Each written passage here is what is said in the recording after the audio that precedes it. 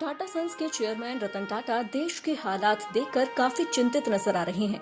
उनके बयान बता रहे हैं कि वो देश को इस परेशानी में देखकर दुखी हैं। साथ ही सरकार के नाकाफी इंतजाम भी उन्हें झकझोर रहे हैं।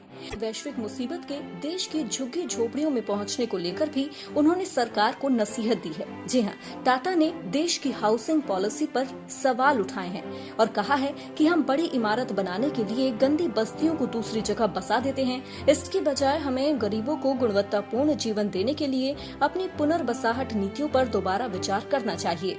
पिछले कुछ महीनों से हम बड़ी दीनता से कह रहे हैं कि एक मुसीबत कैसे पूरी दुनिया पर राज कर सकती है। यही मुसीबत हमारे वजूद और हमारे काम करने के तरीके को बदल रही है। अब समय आ गया है कि हम गुणवत्तापूर्ण जीवन को लेकर चिंता करें।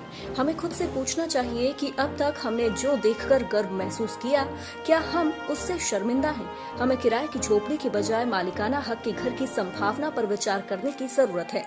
उन्होंने कहा कि इस मुसीबत ने हमें समझाया है कि पास पास रहना मुश्किलें पैदा करता है। पहली बार ये महसूस हो रहा है कि पास पास कम लागत के हमने जो ढांचे खड़े किए, अब वो ही नई समस्या का कारण बन गए हैं। हमें गंदी बस्तियां हटाते समय अफोर्डेबल हाउसिंग पर जाना चाहिए। मेरा सुझाव है कि गंदी बस्तियों में रहने वाले लोगों के रहन सहन पर शर्मिंदा होने के बजाय हमें उन्हें नए भारत का हिस्सा मानकर स्वीकार करना चाहिए।